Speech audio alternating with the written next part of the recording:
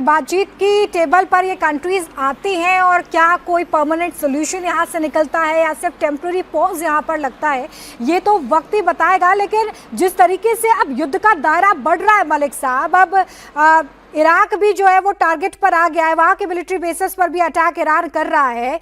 अब ये समझा जा सकता है कि ईरान ने पूरी तरीके से ये कैलकुलेट कर लिया है कि इस वॉर में कैसे आगे बढ़ना है।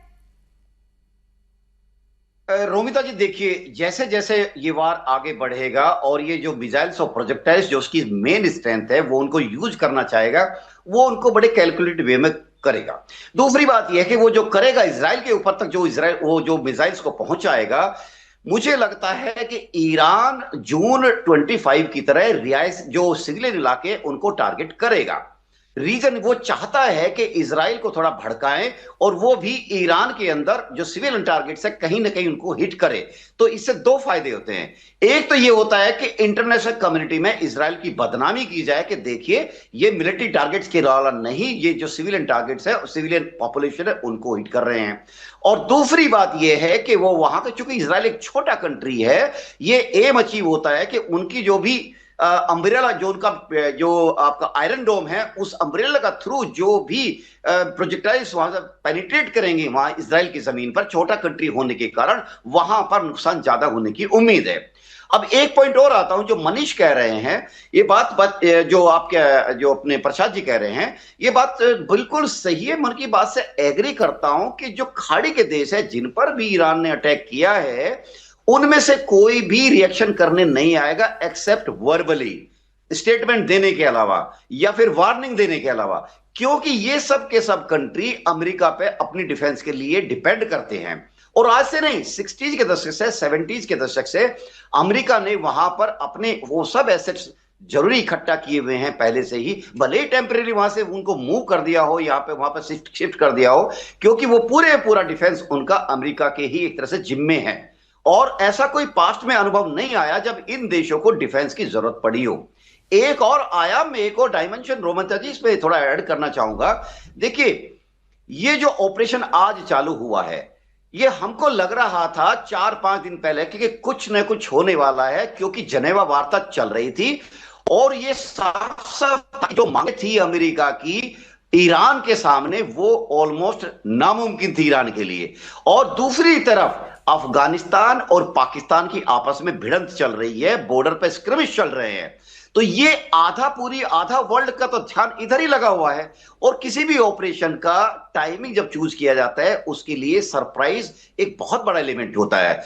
उसके लिए चूंकि अब दुनिया ये सोच रही है कि अभी जना में वार्ता चल रही है, कुछ नहीं होने वाला है, और ट्रंप साहब सुबह बोल रहे थे कि I am not happy with the outcome या फेलियर ऑफ द टॉक्स, लेकिन इसी दौरान अटैक चालू हो जाते हैं जो कि सिंक्रोनाइज अटैक्स है, well defined target oriented attacks है। तो अब मुझे ये लगता है कि पूरी दुनिया के अंदर दो ही कंट्री ऐसे हैं कि जो आतंकवाद को पनपाते हैं, खुलेआम उसके लिए उसकी बोस्ट करते हैं इसको, एक पाकिस्तान, एक ईरान। तीसरी जो मांग थी जो ईरान के सामने कहा, जैसे मैं आतंकवादी जो पनाह कहा बोल रहा हूं, देखिए ईरान पूरे के पूरे एलिमेंट्स को, पूरे आतंकवादी जो गुट है, चाहे हुती हो, हिजबुल्लाह हो, हमास हो, वो उनको यूज करता है अपने बेनिफिट के लिए, as a proxies, as a weapon, as a state weapon, जो कि सेम चीज पाकिस्तान करता है। जो हमारे मिर्जा साहब बोल रहे थे, उनका मैं दर्द समझ सकता हूं, क्योंकि वो एक तरह से त्रस्त है इस समस्या से और वो चाहते हैं इस बीच से छुटकारा पाना और पाकिस्तान से बाहर निकलना, क्योंकि पाकिस्तान एक डिक्लेयर्ड टेररिस्ट कंट्री है और जो खुलेआम इस बात पर बड़ा गर्व करता है कि मैं टेररिस्ट को as a state weapon, state policy use करता हूं। अब आता हूं, मैं एक सेंटेंस लूंगा फिर वापस आने पे ईरान का, और जो ये चल रहा है, देखिए इसमें सिक्योरिटी काउंसिल का तो रोल मेरे ख्याल से एक जस्ट कॉस्मेटिक है। ऐसा कोई कॉन्फ्लिक्ट नहीं है पिछले 10, 15, 20, 25 सालों में जो यूएन ने रिजॉल्व किया हो या उससे उसको मदद मिली हो या किसी भी कंट्री का डिवास्टेशन रुका हो। वो चूंकि आप देखिए, maximum role, maximum funding UN की कहां से आती है? मैक्सिमम फंडिंग यूएस से आती है, और यूएस खुद अटैकिंग है इस टाइम। तो जो कंट्री अटैकिंग है, जो उसमें मेन रोल अदा करता है, तो यूएन के लिए मेरे ख्याल से ये काफी समझ लेने के काफी है कि उसमें यूएन के लिए बचता क्या है फिर। जी। चलिए, तो 2:30 बजे जो बैठक होने वाली है यूएनएससी की, उसको लेकर अभी से कयास लगना शुरू हो गए हैं कि इस बैठक से कुछ पुख्ता निकलकर सामने नहीं आने वाला है, औपचारिकता मात्र, या जिस तरीके से आपने कहा कि मात्र कॉस्मेटिक के रूप में ये जो बैठक है वो हमारे सामने आएगी, कोई भी इसका रिजल्ट नहीं निकलने वाला है। लेकिन इस वक्त जो सिचुएशन बनी हुई है मनीष, बहुत ईजी तो नहीं लगता। ईरान जिस तरीके से इस वक्त अटैक कर रहा है, वेनेजुएला जैसी सिचुएशन यहाँ तो दिखती नहीं है ना। नहीं, आपको ये समझना होगा कि वेनेजुएला का रेफरेंस इस वजह से दिया क्योंकि बहुत ही कैलकुलेटेड तरीके से अमेरिका ने और इजराइल ने इसे प्लान किया है। अगर ऐसा नहीं है कि ये टॉक्स फेल हो गई इसीलिए ये वो अटैक कर रहे हैं, बल्कि सोचे समझे तरीके से ये प्लान किया गया। और प्लानिंग आज से नहीं हुई, बल्कि पिछले 1-1.5 साल से कम 2025 जून के बाद से तो चली रही थी। और इसीलिए ये बहुत ही वेल कोऑर्डिनेटेड अटैक है। और इसीलिए आप देखिए कि अमेरिकन के द्वारा साफ कहा गया है कि कोई भी मिलिट्री बेस पर उनको नुकसान नहीं हुआ है। अगर लॉजिस्टिक, अगर आप समझ लीजिए कि वॉरशिप अटैक होता, हिट होता, एक बहुत ही देश की सबसे बड़ी, विश्व की सबसे बड़ी खबर होती। या फिर अगर मेडिटेरियन सी पे वो हिट करते उनके यूएसएस फोर्ड को या फिर किसी और एयरक्राफ्ट कैरियर को या फिर उनके फाइटर एयरक्राफ्ट को, तो ये एक पूरी तरीके से कैलकुलेटेड एफर्ट है। और इसीलिए इसके पीछे बैकड्रॉप पर मुसाद भी है, CIA भी है और वो सारी एजेंसीज हैं जो कि लगातार ईरान में रहकर ये काम कर रही है ताकि रिजीम वहां पर चेंज कर सके और उनके फेवर की रिजीम आ सके। ये एक मुखौटा है। उसके पीछे की बात ये है कि वो ये चाहते हैं कि खासतौर पे जो न्यूक्लियर कैपेबिलिटी हो या फिर उसके बाद यूरेनियम, उसके साथ साथ जो इनका बैलिस्टिक सिस्टम प्रोजेक्ट है, उन सबको ठप किया जाए, रोका जाए। और खासतौर पे जो ये प्रॉक्सीज के तौर पर जो अलग अलग लोगों को, अलग अलग आतंकी गुट आप कह लीजिए या फिर आतंकी वो संगठन कह लीजिए जिन्होंने इजराइल के अंदर काफी ज्यादा कोहराम मचाया, या हमास की बात है या हिजबुल्लाह की बात है, तो इसी वजह से इसको काउंटर करने की तैयारी है। वेनेजुएला में हुआ और उसी ऑपरेशंस को पूरी वेल कैलकुलेटेड तरीके से यहाँ पे किया गया वेनेजुएला के दौरान। लेकिन इस ऑपरेशंस में भी इस पूरे वॉरफेयर, मतलब वॉर में आप ये समझ लीजिए कि वो बहुत ही कैलकुलेटेड तरीके से फायर कर रहे हैं। ऐसा नहीं हो रहा कि लगातार 24 घंटे फायर हो रहा है या पिछले 8 घंटे से फायर हो रहा है। पहला फायर जो स्टार्ट हुआ था वो अप्रोक्सीमेटली इंडियन टाइम के हिसाब से 6:30 बजे के लगभग हुआ था, 5:30 से 6:30 बजे। तब से लेकर अभी तक लगातार ये फायरिंग, ऐसा नहीं है कि फायरिंग चल रही है और फायरिंग रुक रुक के हो रही है। सुबह भी जब फायर हुआ करीबन 10:30-11 बजे इंडियन टाइम के हिसाब से, तो उस दौरान भी रुक रुक के फायरिंग हुई। तो इसका मतलब बिल्कुल क्लियर है, बहुत ही एफर्ट के साथ और कैलकुलेटेड तरीके से फायरिंग की जा रही है और ये बहुत ही कैलकुलेट मैनर पे ये किया जा रहा है। लेकिन इस समय ईरान अलग थलग पड़ा हुआ है। क्या ईरान अपने प्रॉक्सीज का इस्तेमाल करते हुए कुछ अटैक करेगा, कुछ ऐसा करेगा कि जिसकी वजह से टॉक्स पे आने पे मजबूर हो जाए या फिर कुछ बड़ा एक्शन करेगा? इसकी संभावनाएं मुझे बहुत हद तक दिखाई देती हैं, क्योंकि आमने सामने की लड़ाई नहीं बल्कि प्रॉक्सी वॉर है। ये एक तरीके से एसिमेट्रिक वॉरफेयर है जिसमें रॉकेट और मिसाइल्स और लॉइटरिंग म्यूनिशंस का इस्तेमाल किया जा रहा है। एक बार फिर से आप डेमोग्राफिकली समझ लीजिए, ईरान का इजराइल से दूरी करीबन 3000 किलोमीटर के लगभग की, 2800 कुछ किलोमीटर की, यानी 3000 किलोमीटर की है। यहाँ से अगर उसे क्रॉस करना है तो उसको इराक के ऊपर से जाना पड़ेगा, साथ में UAE भी पास में है, उसके अलावा जॉर्डन पास में है, लेबनान पास में है, कुवैत पास में है। तो ये सारा जो पूरा डेमोग्राफी है वो है। और जब भी ये फायर करेगा, यानी ईरान अगर फायर करता है तो वो उन एरियाज को करेगा जहां पर अमेरिका का बेस है, इजराइल का बेस है, उसके अलावा इजरायलीज हैं और साथ में अमेरिकन बेस और लॉजिस्टिक हब्स हैं। तो इसीलिए जब वो टारगेट कर रहा है तो उन कंट्रीज को कर रहा है जहां पे ऑलरेडी मिलिट्री ऑपरेशंस के तौर पर अमेरिका की बहुत ही स्टेबिलिटी है। लेकिन क्या वो कंट्रीज, क्योंकि अमेरिका के साथ उनका बहुत ही अच्छे फ्रेंडशिप है और बहुत ज़्यादा जॉइंटनेस है, क्या वो रिएक्ट कर रहे हैं ईरान के ऊपर? तो मुझे इसकी संभावनाएं अभी बहुत कम दिखाई देती है। हो सकता है वर्बल कम्युनिकेशन के तौर पर वो सिंबॉलिकली ये मैसेजिंग जरूर दे कि उसको डीएस्केलेट करना होगा, नहीं तो हम इस पर कार्रवाई करेंगे। लेकिन कार्रवाई करते हुए मुझे दिखाई नहीं दे रहा कि अगर ऐसा करेंगे तो चारों तरफ से ईरान घिर जाएगा और ईरान के लिए निकलना फेस सेविंग के तौर पर बहुत मुश्किल होगा। इसी वजह से चाहे वो खानमई हो या चीफ ऑफ मतलब ईरान के आमिर हो या फिर उसके बाद नंबर 2 डिप्यूटी हो या उसके अलावा बाकी सारे हों, सभी इस समय ऑपरेशनल एरिया के अंदर बंकर में हैं, अंडरग्राउंड एरियाज में हैं। बार बार ये बताया जा रहा है कि उनकी हालत स्थिर है, वो पूरी तरीके से ठीक है। वहीं दूसरी तरफ इजराइल की जो लीडरशिप है वो पूरी तरीके से सिक्योर है। व्हाइट हाउस की तरफ से टाइम टू टाइम ये बताया जा रहा है और रिजीम चेंज की बात लगातार कही जा रही है, क्योंकि जो ईरान के अंदर अग्रेशन था, चाहे महिलाओं को लेकर, चाहे उसके अलावा वहां पे लॉजिस्टिक्स को लेकर, वो सब निकल के वो मनीष लौट रही हूँ आपके पास। अमेरिका ने ईरान पर जो अटैक किया है उसको लेकर एक वीडियो जारी किया गया है। समुद्र और आसमान पे हमले का ये वीडियो अमेरिका की तरफ से जारी करके ये बताया गया है कि वो किस तरीके से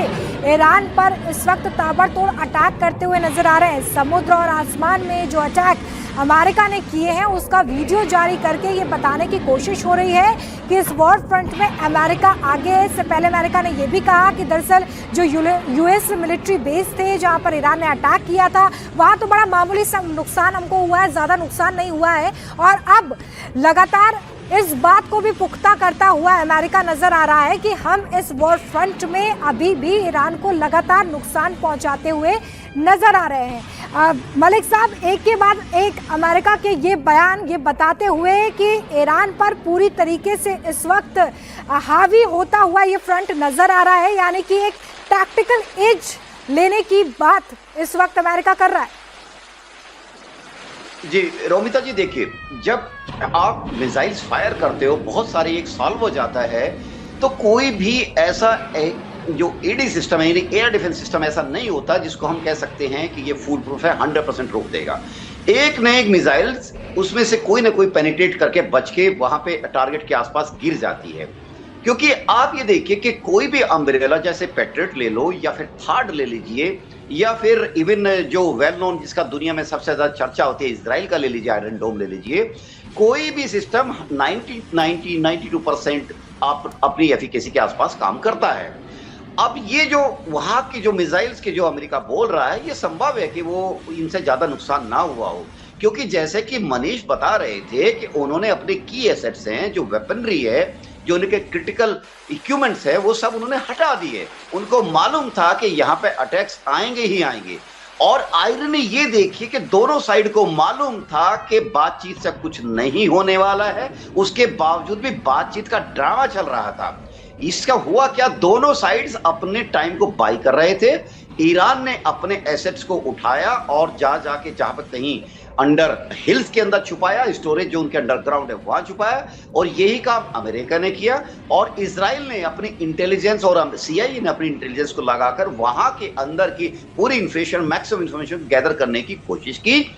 और आज भी यही कोशिश रहेगी उनकी कि जितनी ज्यादा एक्यूरेट इंफॉर्मेशन मिल जाए, चाहे सैटेलाइट के थ्रू मूवमेंट्स हो या फिर उनका जो मैनुअल जो सिस्टम वहां पर है, जो कि साइबर स्पेस में है, या सारी चीज मल्टीपल तरीके से उन्होंने मल्टीप्रोंग तरीके से उन्होंने अपने इंटेलिजेंस सिस्टम को एक्टिवेट किया। देखिए, इस बीच बड़ी खबर सामने आ रही है, मलिक साहब रोक रही हूँ आपको।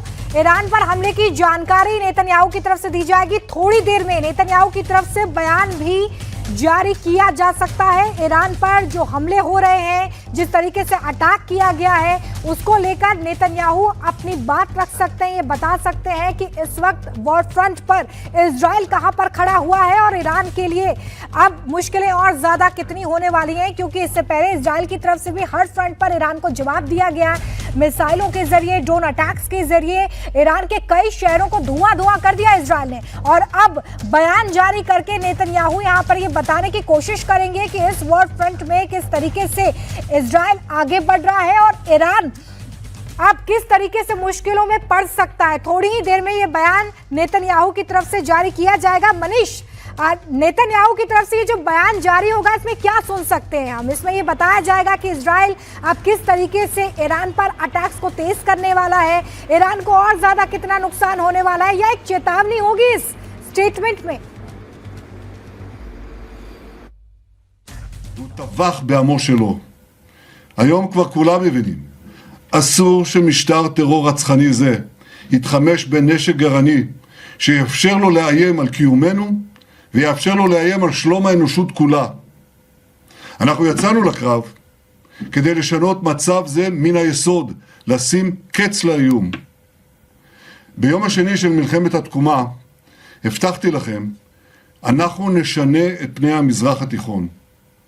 עשינו זאת בעם כלבי, ואנחנו עושים זאת עכשיו ביתר שאת, במבצע שאגת הארי. הבוקר במתקפת פתע עוצמתית, השמדנו בלב טהרן את המתחם של הרודן חמינאי. במשך 3.5 עשורים, רודן אכזר זה שלח טרור לרחבי העולם, אמלל את עמו, ושקד כל הזמן, בלי הרף, על התוכנית להשמדת ישראל. התוכנית הזאת איננה, ורבים הסימנים שגם הרודן הזה איננו. הבוקר סיכלנו בכירים במשטר האייתולות, מפקדים במשמרות המהפכה, בכירים בתוכנית הגרעין, ואנחנו נמשיך. בימים הקרובים נכה באלפי מטרות של משטר הטרור. אנחנו ניצור את התנאים לעם האיראני האמיץ לשחרר את עצמו מכבלי הרודנות. ולכן אני שוב פונה עליכם, אזרחי איראן. אל תחמיצו את ההזדמנות. זו הזדמנות של פעם בדור. אל תשבו בחיבוק ידיים, כי בקרוב יגיע הרגע שלכם, הרגע שבו תידרשו לצאת לרחובות בהמוניכם, לצאת לרחובות כדי להשלים את המלאכה, להפיל את משטר הזוועות שממרר לכם את החיים. הסבל וההקרבה שלכם לא יהיו לשווא. העזרה שהחלתם לה... देखिए, इजरायली प्रधानमंत्री की तरफ से बयान जारी किया जा रहा है, तो दूसरी तरफ हम आपको तस्वीरें भी दिखा रहे हैं जो इस वक्त आप देख रहे हैं, जिसमें किस तरीके से अटैक किया गया है इसको बताया जा रहा है। अटैक में किस तरीके से ईरान पर कहर बरपाया गया है इस बात का जिक्र मिलता है। जो मिडिल ईस्ट में इस वक्त महाजंग छिड़ी हुई है, उसके बाद ये तस्वीरें इस बात की तस्दीक करती हैं कि इजराइल की तरफ से जो अटैक हुआ है, जो जॉइंट मिलिट्री ऑपरेशन है इजराइल और अमेरिका का, उसमें किस तरीके से ईरान को नुकसान पहुंचा। और देखिए, नेतन्याहू की तरफ से बिल्कुल क्लियर कर दिया गया है कि हमारा ये ऑपरेशन जारी रहने वाला है, यानी कि इजराइल रुकने वाला नहीं है। ईरान पर जो अटैक हुआ है उस पर नेतन्याहू की ये रिएक्शन सामने आई और ये बताती है कि अब वॉर जोन में अगले कुछ घंटे कितने ज्यादा महत्वपूर्ण होने वाले हैं। आगे इस वॉर जोन में क्या होने वाला है, क्योंकि अब तक यही सवाल बड़ा बना हुआ था कि क्या ये वॉर और ज्यादा लंबी खिंच सकती है या इस वॉर को रोका जाएगा। लेकिन फिलहाल नेतन्याहू के इस स्टेटमेंट से ये बिल्कुल क्रिस्टल क्लियर होता हुआ कि ये जंग अभी रुकने वाली नहीं है, क्योंकि बहुत ही कैलकुलेटेड तरीके से इस मिलिट्री ऑपरेशन को अंजाम दिया गया है। अमेरिका और इजराइल की तरफ से बिल्कुल ये क्लियर था कि अगर ईरान पर अटैक करते हैं तो पलटवार भी होगा, और उस पलटवार के बाद अगली स्ट्रैटेजी क्या होने वाली है इसको लेकर इजराइल पहले से क्लियर था। लगातार इजराइल की तरफ से ईरान के खिलाफ जो स्टेटमेंट आए उसमें ये कहा गया कि या तो सरेंडर करिए या फिर इसी तरीके से मरिए, और इसी बात को इस वक्त भी नेतन्याहू रखते हुए कि उनके ये ऑपरेशंस जो पिछले कई घंटों से जारी हैं वो जारी रहेंगे और ये जंग शांति के लिए है, नेतन्याहू ये भी कहते हुए नजर आ रहे हैं। तो इजरायली प्रधानमंत्री की ये रिएक्शन हम आपको बता रहे हैं। युद्ध बीते कई घंटों से जारी है और अब जब ये माना जा रहा है कि इस हमले की इंटेंसिटी और ज़्यादा बढ़ेगी, तो इस बीच नेतन्याहू ये कह रहे हैं कि ये जंग अभी और ज़्यादा आगे बढ़ने वाली है, यानी कि ऑपरेशन को रोकने के मूड में बिल्कुल भी इस वक्त नेतन्याहू नहीं है। अमेरिका और इजराइल का ये जो मिलिट्री ऑपरेशन है ये अभी ईरान के लिए और ज़्यादा कहर बरपाने वाला है, जिसको लेकर लगातार जो इजराइल है वो स्ट्रैटेजिक तरीके से आगे भी बढ़ रहा है। इससे पहले अपने मंत्रियों को शेल्टर होम्स में रखा, कई जो वॉरशिप्स थे उनकी मूवमेंट हमने देखी।